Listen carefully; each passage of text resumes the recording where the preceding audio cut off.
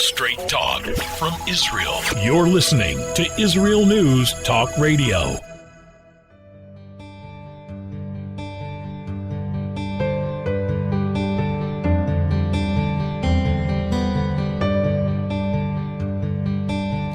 Hello and welcome to Soul Talk. This is Leora Mandel. I'll be joined with Rabbi David Aaron after the break. Do you know what's important to you? What's really, really important to you? Where are your priorities? Can you make a list of what's most important, how the order should go? You may be able to make this list right now and say, these are the most important parts of my life. This is where my priorities are. You may be saying, gosh, that's a good question. It's important that I should really prioritize what's important to me, and it should be important to me to know what's important in my life, but I haven't really given it that much thought. The interesting thing is whether you are completely clear and aware of what's important to you, or whether you realize by my asking this question, I should really take some time and prioritize, make a list clearly for myself so I live with my priorities and become clear with what is important to me, make sure that's where my focus and energy is going, and not to things that I would say are lower on the totem pole, maybe more urgent but less important. What's interesting is even if you are aware and pretty clear and you can give me a clear list, this is important to me. These are my priorities. This comes first. This comes second and third. We don't always live our lives according to our priorities, according to what's important. For example, how often might I say that it is important to me to have a quality relationship with my children? I may say that's very important. In fact, I'd say that's more important maybe than making money. And yet it's possible that I am spending extra hours, missing dinner every single night because I'm out on an important job. I have an important work call. I'm with my children, and yet I need to take this urgent call right now. This call is, and this happens on a very regular basis. So what's going on here? I say that having a quality relationship with my children is more important than maybe my job, making money, etc. And yet I'm not living my life according to what I'm saying is really what's important. I may say it's very important for me to maintain my health, and yet I may engage in behaviors that are detrimental to my health. I mean, the list can go on, and each of us really can give some thought. I'm sure each of you listening, if you may pop into your head immediately, it may be something you have to give some thought to. But it's very interesting how sometimes even when we have a sense of priorities, we'll say this is more important than that. We don't always live our lives accordingly. And what I want to address with the rabbi after the break is understanding, why do we do this? Why do we not always live in alignment with what truly is important? Why don't we live in alignment with our priorities? And what can we do to change that so that we can really live in more alignment with what's important, where our priorities are, and really live a more fulfilling and joyful life when we can do so? When we return, Soul Talk, Rabbi David Aaron and Leora Mandel.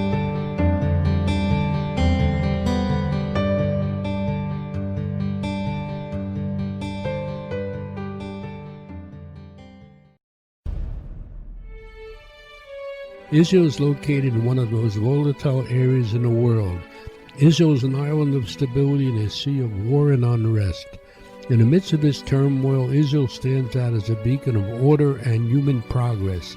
Each week we update you on what's happening in this, the Jewish state, a true light unto the nations. This is Jay Shapiro. Join me every Thursday on Israel News Talk Radio.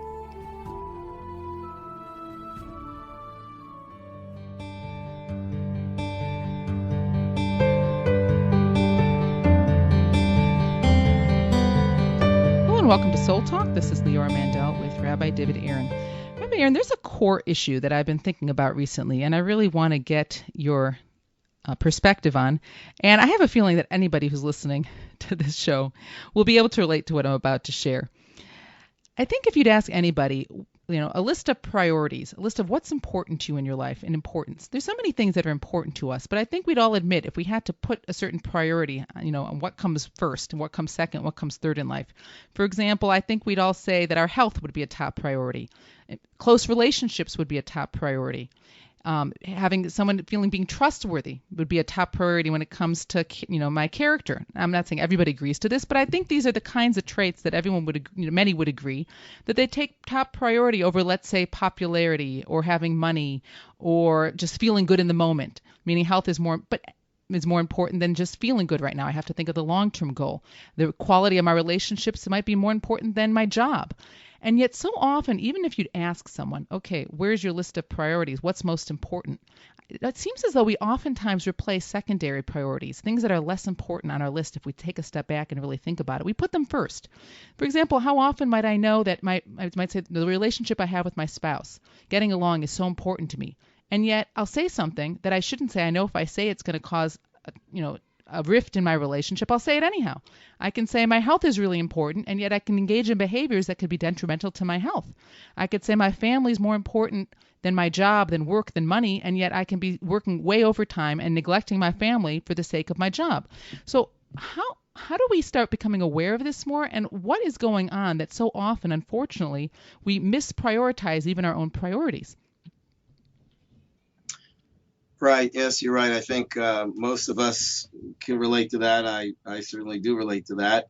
It's actually one of the questions I ask my students is if you had to make a difficult choice between money and meaning, not that you would be homeless, not that you'd be starving, but you'd live a very minimal life, getting all your needs, but no luxury.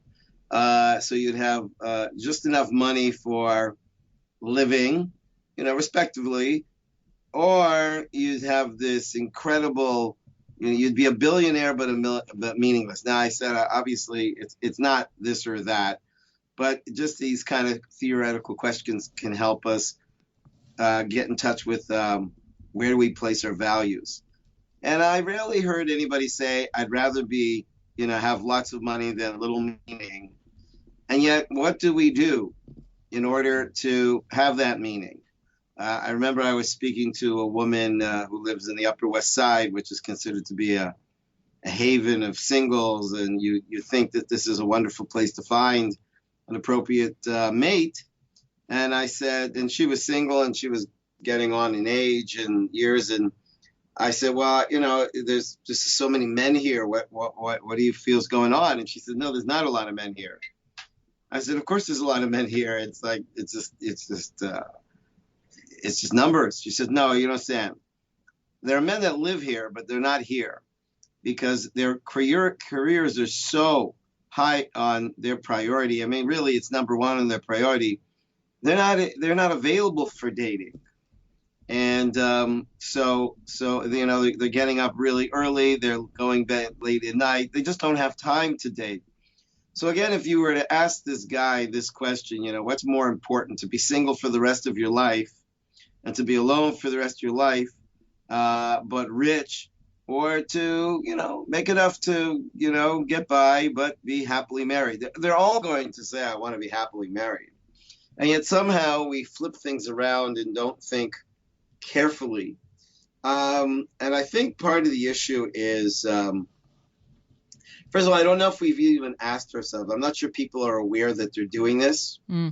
I remember somebody had a friend who was also an elderly single and was very, very interested in getting married. And, a little bit of my hobby is matchmaking. And so my friend said, let me introduce you to this guy. Maybe you can help him. Well, I get to this guy's office, and he's a very successful stockbroker. The office is in his name, and you get into his reception area, and it's quite a luxurious office setup. And when I finally get in to see him, he's got all these computer screens around him, and he doesn't even look at me. He says, hello, Rabbi. Doesn't even look at me, no eye contact, because he's constantly looking at the numbers going across his screens. And he says, my friend said that you could help me find a life partner. And again, he's saying all this while looking at the screens and not looking at me. And I said to him, actually, I don't think I can. And that, he still didn't lose his focus on his screens. And he said, people say I'm not focused on getting married. And I said, but you're not. You're not even focused to talk to me. And so there's things that people think they should do. The question is, have they really, really come to the point where this is what they want to do? Like, I know I should eat healthy, but I want to eat that cake. Actually, I heard it put well that it's really the difference between wanting and desiring. Is what I desire which comes not from my highest self. And then there's what I want, which comes from my higher self. And I need to negotiate and be sure that what I want, which I know is good for me, is going to take precedence over what I feel is going to be fun for me. Mm. Well, this is huge right there, because it's actually even taking a step back and saying, wait a minute, have we actually taken the time to be clear on what's important? As you're saying, clear on what I want versus what I desire. And I think you're right that so often these things get confused. And that's why maybe if you would actually ask a person this question point blank, they might say something, but it's not so clear to them. And that's why, to a degree, we're not living it all the time. Well, like this fellow who said he wanted to get married, but he was already, I think he was late 40s or early 50s already. And I'm sure if I were to say to him, how important is it for you to get married? He would probably say, what are you talking about? This is the most important thing. But the question is, like, I don't think people are so aware how we're lying to ourselves. I once heard a philosopher say that he has finally learned not to believe everything he thinks. And so we somehow think that if I think this, I actually believe this, because I think this. So if you ask me, what do I think? Yeah, I think, I want my relationship to come first. And yet, do you really, really believe that? I heard one fellow say that, say it and put your hand on your heart and ask yourself what you're saying. Do you actually feel in your heart? Is that really what your heart's saying? Because you know what you're supposed to say. The question is, have you actually in the deepest depth bought into what you're saying? So how do we go about this? Meaning you're bringing out something that's very important, that is that we're not even so clear within ourselves. What is it that we really, really want? So how do we start sifting through all the desires and wants, that they're all intermixed, and really prioritize what really at the end of the day is important to us, and that if we don't prioritize, we'll regret as life goes on?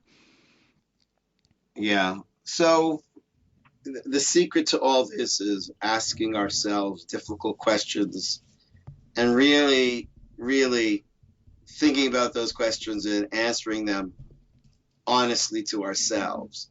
Like the question I said, what's more important to you, money or meaning? Or what's more important to you, marriage or money? And, I remember I was at a singles event. I was the rabbi, and there was maybe 200 singles. It was a weekend, and I was presenting ideas. And then near the end of the weekend, we had this open forum, question and answer. You could ask me any question. So one guy, he looks like he's in his early 40s. He said, Rabbi, I'm going to ask you a question that I don't think anybody here has the guts to ask you, but I'm going to ask you this question anyways. But before I ask the question, I want to share with you a joke. The joke goes like this. A guy gets married and his friend says, how's it going? And the guy says, unbelievable, fabulous. 6 months later, they ask him, how's it going? He says, yeah, pretty good. A year later, they say, how's it going? All right. Then 2 years later, how's it going? The kids are wonderful, God. And the joke was like nobody's really happily married. And so he said, so this is my question. My question is, why get married?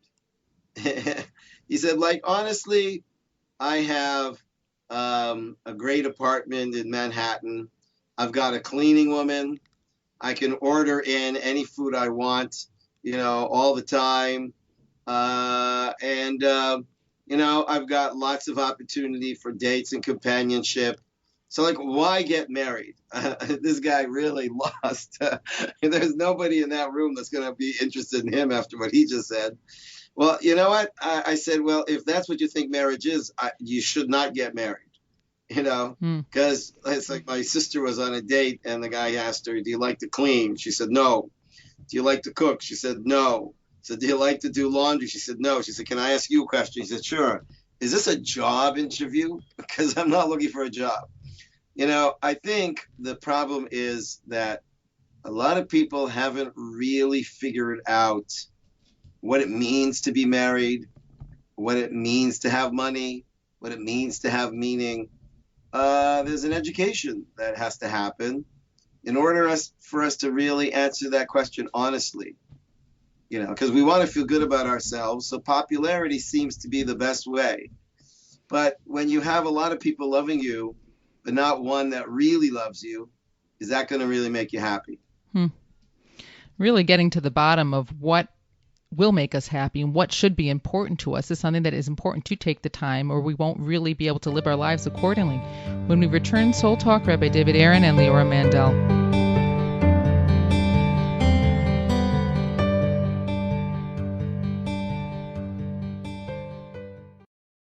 The Tamar Yona Show. Tamar? She's sassy. She's smart. She's funny. But she's also a real Jewish mother. Hi, everybody. I'm Tamar Yona. And yes, I can be all of those things. But at Israel News Talk Radio, I'm here to bring you the news stories and guests that you may not hear anywhere else. Join me live on air Sundays, Mondays, and Tuesdays for the most unique and bold talk radio in Israel. The Tamar Yona Show.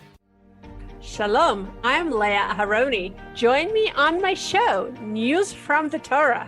Each Sunday, we'll use the weekly Torah portion as a prism for understanding the news today. Listen to News from the Torah to gain clarity about the times we're living in and to understand your own spiritual path in the process. News from the Torah every Sunday on Israel News Talk Radio.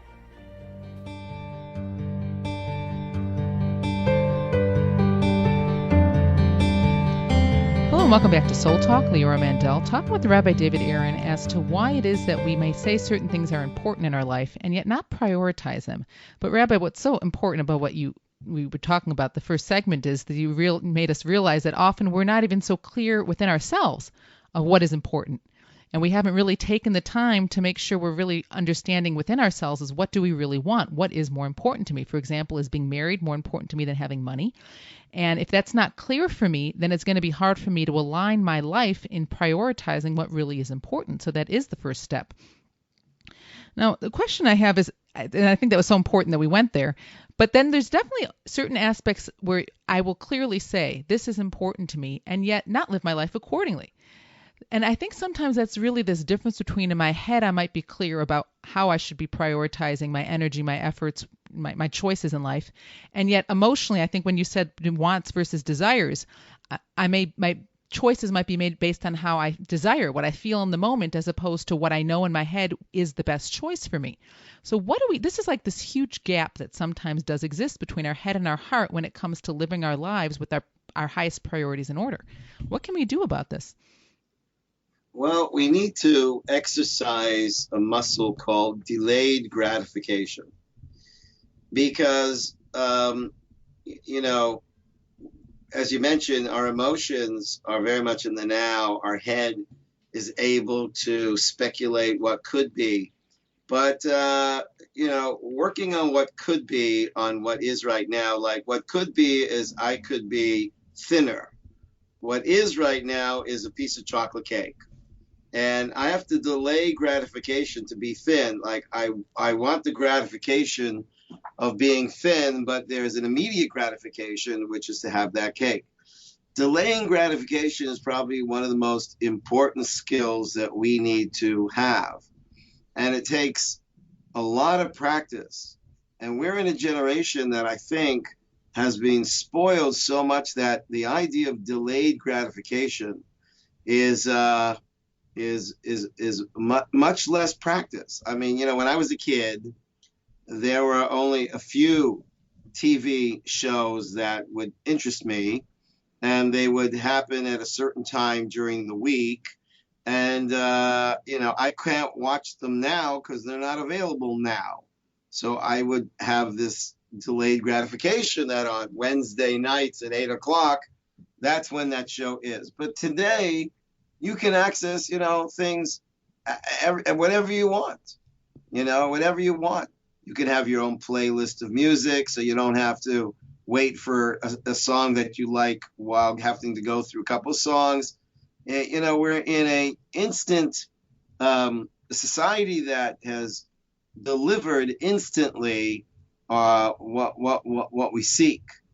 And so we don't have very much practice in it. There's a comedian that said he got himself a fireplace, a microwave fireplace, so that he can sit by the fireplace and within a couple of seconds relax, because it's a micro, So it's like, once upon a time, people would go get the wood, light the fire. What today, people are, you buy a phone and it takes a couple seconds more to turn on than another phone, and you get angry. Like, what's wrong with this phone? And we turn on our computers and it takes a little longer and we get frustrated. What's wrong with this computer? And so we're so used to things being at our fingertips and being immediate that generally what really, really matters takes time. Rarely do you get something that's really valuable in an instance. So this is really an important next step to first even being clear what's important to me. And the second point is realizing that what's important, anything important and worth having, is going to take time. And it's going to be this battle between, do I want something now, but it's not the priority and it's not as important, and it's going to take me away from my larger goals, or am I willing to recognize that for me to prioritize what's important, it's not always going to feel as good in the moment, and I'm not always, but I have to stay focused on my larger goal and keep that priority going. That's very, very important, because this, as you're pointing out, the delayed gratification is really a root challenge that comes in the way of keeping our priorities of what's important in our life in place.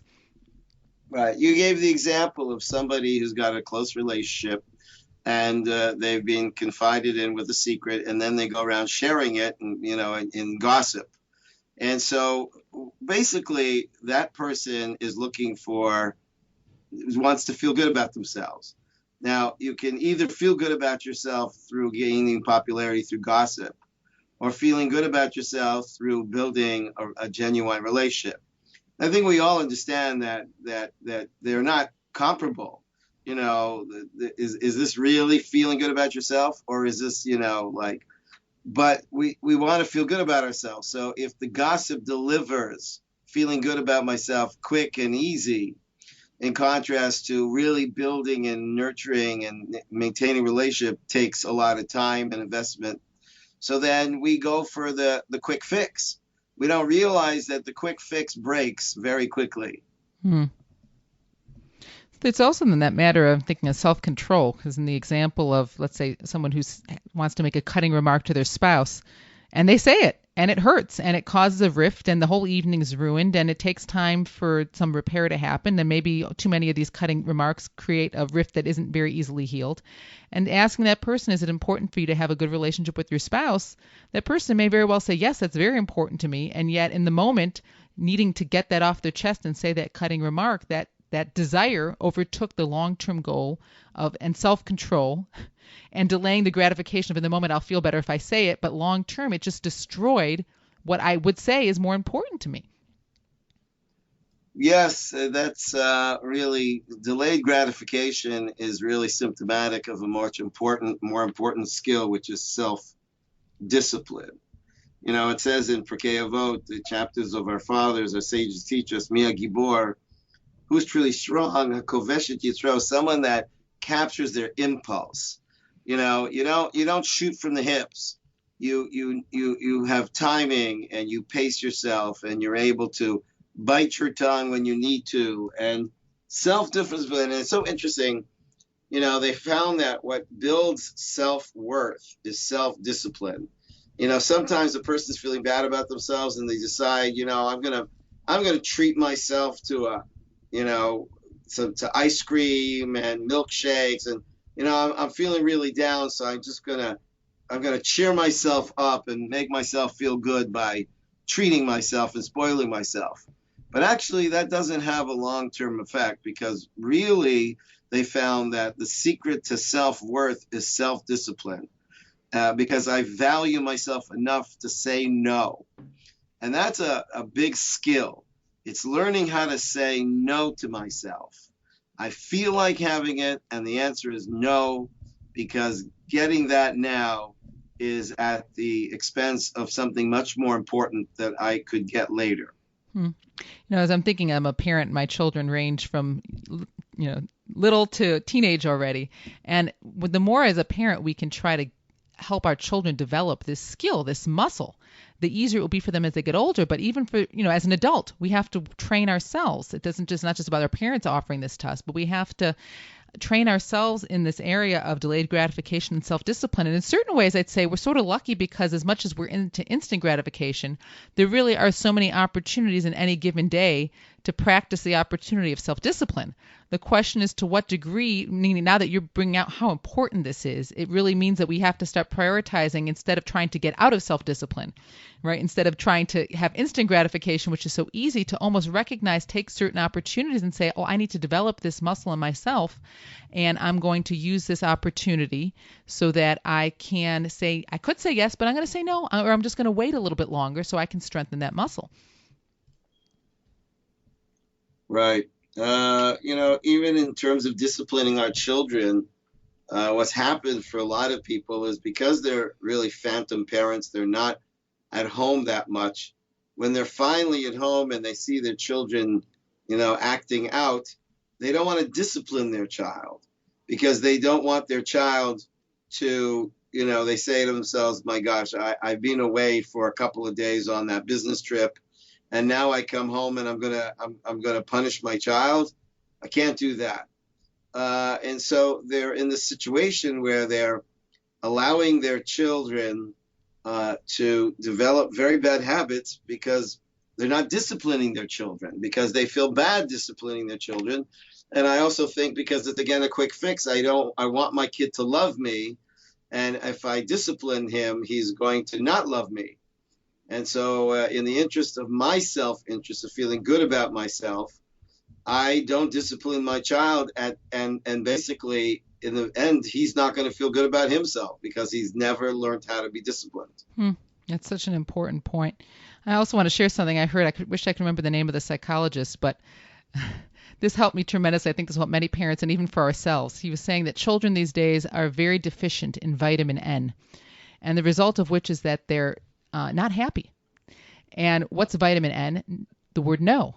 And he was going on to explain what we're talking about here is the importance that every day children do need to hear the word no more often because they have to learn the skills we're talking about here of self-discipline, delayed gratification.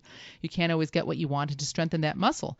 And what I thought was brilliant about his idea, and I would say this isn't just about parenting, but even for ourselves, is that how often do you not want to, as you're saying, oftentimes we feel guilty saying no. We want to say yes because we feel good being able to give our children what they want. We want to say yes to ourselves. We want to feel good about giving ourselves what we want.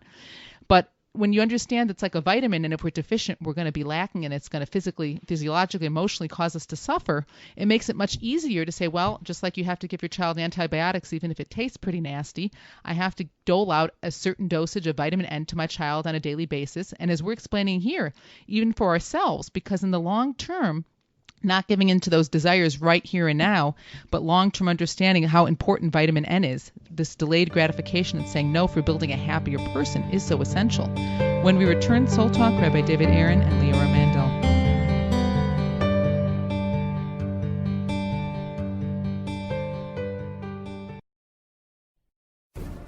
In a time where feelings have become fact, where rational thought and common sense has disappeared, one man stands above it all. I'm Howie Sobiker, your political hitman. Political Hitman airs every Tuesday at 11:59 p.m. North American time, 7 a.m. Israeli time, only on Israel News Talk Radio. Are you interested in transforming your life, drawing closer to the Creator, and uncovering the deeper meanings and hidden treasures in the Hebrew Bible? Then join me, Rav Yitzhak Michelson, and me, William Hall, on the Science of Kabbalah, where we are seeking to narrow the gap between what we understand of our physical and spiritual worlds. So make sure to tune in every Tuesday at 5 p.m. Israel time, 10 a.m. Eastern Standard Time, here on Israel News Talk Radio.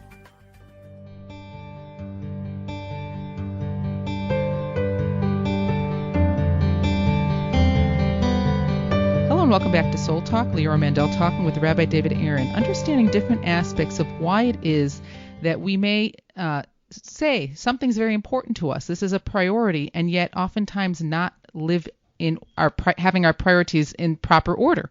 We may say something's important, and this should take, for example, my family should take precedence over work, and yet I'm overworking and not spending that much time with my family. Why do we do this? And we're talking about a lot of different aspects of this. And one more that I want to bring out is I think that so often we confuse the means and the ends. And this is something that's so common. And what I want to ask you is, how do we make sure we don't get confused? So often, for example, I would say the means to providing for my family is my job. The ends is having an ability to provide for my family. And yet I can say the family is more important. And yet I put so much energy on making money and my job that my family is being neglected. How do we start making sure we don't get confused of getting so much focus on the means, even though we're saying it's for the goal, but staying focused more on the goal? Well, I think we all want to feel good about ourselves. And the truth is, meaning makes me feel good about myself. Making a lot of money makes me feel good about myself. But which one is a truly lasting sense of feeling good about ourselves? I think we'd all agree that a life of meaning is a lasting sense of self-worth than just making money. And so, so here we want to take care of our family. We feel good about taking care of our family. We also feel good about making a lot of money. And then we kind of manipulate ourselves and lie to ourselves that really I'm making all this money so that I can give my family a better life. In the meantime, the kids aren't seeing you. I met this fellow, a very sad story. He was a extremely successful fellow in this case. Again, it was a stock market kind of a guy, investment guy. And I'm in his office, and he's got this office with this incredible view of Manhattan. And on his shelf is a picture of 4 little children, all with red hair. So I said, "Oh, I love redheads. Those are your kids, eh?" And he sadly says, "Yeah." So I said, "Well, what's wrong? Why you look so sad?" He said, "Well, I don't see them that much after the divorce." I said, "Oh, I'm sorry to hear that." He says, "Yeah, my wife fell in love with the gardener." And I said, "Oh." And so she married the gardener, and now he lives in my mansion. So what basically happened, he shared, is he was never home because he had this huge estate that he was making all this money to support so he can give his wife and children such a beautiful life. In the meantime, he's at the office most of the time making all that money, but who's at home? His wife. And who's at home is the gardener. The gardener's there every day taking care of the grounds. And so, so his wife fell in love with the gardener. And she filed for divorce and married the gardener, and now the gardener has the estate. And you could be sure, looking back at it, this guy would say, "Oh my gosh, look what I did." And I thought it was all in the interest of my marriage and my children to give them such an incredible high standard of life. But people confuse a high standard of life with a high quality of life. And a high quality of life doesn't cost that much. And so he confused himself. He deluded himself. He felt really good coming home to his mansion without seeing that his wife was really very frustrated and longing his company. These stories are so sad, but they're so important. And I feel like there's so often we may hear these stories of other people and yet still be making the same mistakes in our own lives. It may not be the exact scenario, and not everyone, but there's some aspect of our life where we hear this story about somebody else and we think, well, this guy wasn't smart. He had to learn the hard way.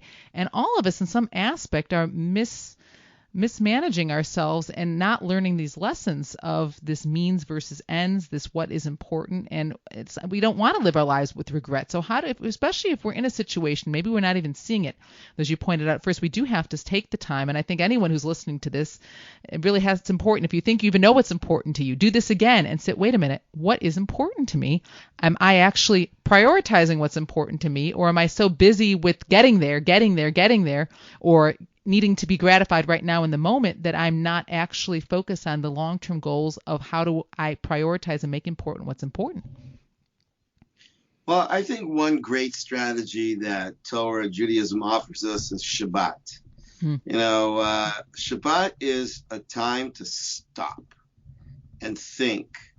And people are in fast motion. We're in a world that is fast food, fast eat it, fast get out of there.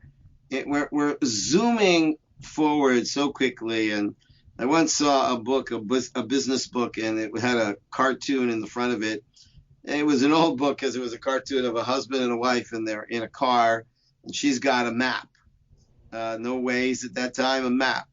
And they're zooming down the highway, and his wife says, honey, I think we're lost. And her husband says, yeah, but we're making such great time.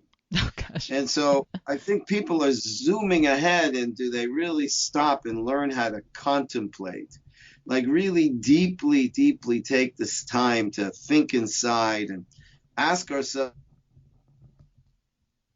what do I really want in my life? And if a person says what I really want in my life is a meaningful and genuine relationship, then I have to ask myself, how much time am I willing to invest in that? How much time am I investing in that? What would I be willing to give up for that? And just keep asking those questions. I think such an important way of clarification is asking these uncomfortable questions about what do you really want. I think a lot of people never really thought about what they want because they were told what they want either by their parents or by society or by billboards or advertisements. And everywhere we turn, somebody's selling us something, telling us that you want this and it's going to make your life better. And I think we need to really sit down, and I think it would be smart that we take advice from sages, look for wise people and ask them, what do they think is really, what do they value as what's worth really wanting? Wow, what you're saying is so important because it is true. The nature of our lifestyles today is autopilot, fast pace, and not really slowing things down. And as you're pointing out, there's tools at our disposal.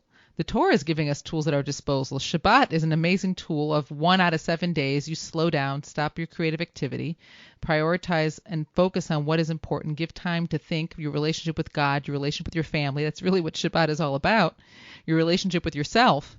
But if we don't tap into these opportunities that we, to really refocus ourselves, then we can just continue to zoom through them.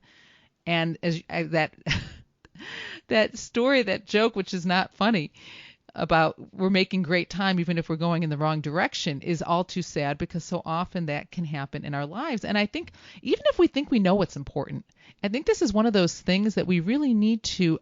Shabbat would be an example of every single week. I feel like Rosh Hashanah is a time every single year, like do an accounting. Stop and say, okay, what's important to me? This is what was important to me last week, last year. Is this still what's important? What am I doing in my life that's showing that this is a priority for me? Or am I getting off course?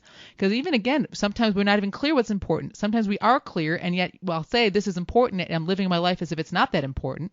I need to get back on course. But I really feel like, and you're talking about Shabbat is this time, which means every single week, we need to really very frequently stop and assess, am I going in the right direction? Right. I think this pandemic is offering us that opportunity. I know it's at a horrific price, but the opportunity to stop, contemplate. There's something called solitary confinement. Well, maybe this is solitary refinement. This quarantine. So many people suddenly find themselves like in their apartment. They're not allowed to go out for a number of days. And that is so crazy for a world that is running somewhere. Seinfeld's got this great shtick where, he talks about how people have to be somewhere else all the time. Where are we? We're out, and we're always trying to get out. And I think one thing we could learn from this time is we've got to be in and go inside and face ourselves. And with all these masks, we're kind of hiding our faces from each other, and maybe that's to start facing ourselves. It really is a good example of how, as much as everyone's going through some aspect of challenge during this time, and we can either focus on the challenge, or we can recognize that within this challenge, there's also an opportunity here. And exactly what you're sharing is this is an opportunity to take some time to stop and reflect and prioritize, whether it be that I'm just, restricted and home and there's less to do and less social engagements to engage in, or that God forbid someone's ill and we don't want to wait for illness to stop and say, wait, what's important in my life? Have I expressed to my family that they're important to me? Have I prioritized my life properly? No one knows how much time we have to live. And unfortunately, we don't want it to be a death or an illness that makes us stop and say, wait a minute, am I living my life according to proper priorities? But this time period is especially appropriate and as an opportunity to really give some reflection and thought. That's why I've heard people say, too, that you don't want to go back to it's not about going back to the old normal. We want a new normal, which is appreciating, a heightened, what we're talking about here, a normal where we're going to now have new priorities and living our lives for what's really, really important. Yeah. It's an amazing time if we choose to make it into that for a time for real self-reflection. I want to thank you all for joining us. Soul Talk, Rabbi David Aaron and Leora Mandel.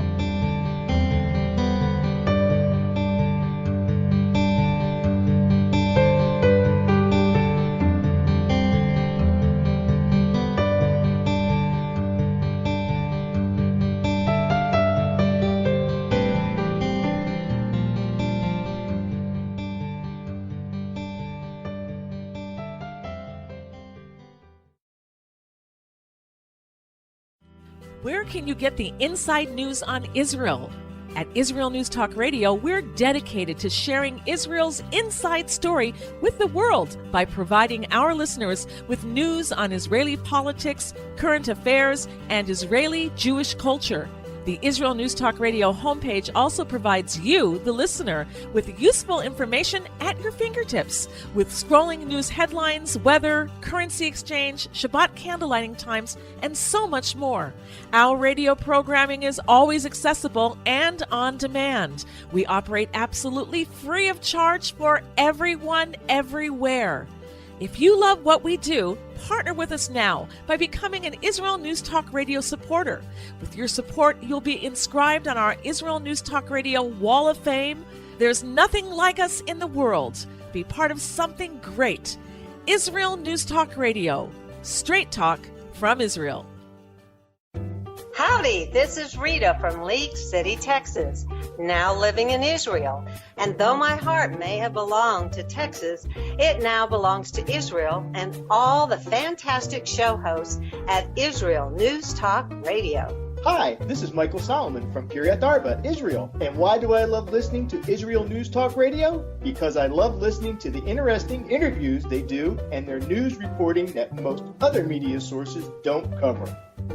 Hey, this is Nicoleko from Malmö, Sweden. It gets pretty cold here in Sweden, so I love cuddling up with a warm cup of tea while I listen to Israel News Talk Radio. Hey everybody, this is Frank Morris from Tennessee. Me and my dog Buster really love listening to Israel News Talk Radio. You're listening to Israel News Talk Radio.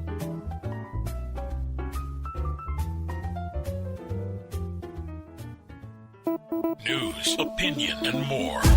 You're listening to Israel News Talk Radio.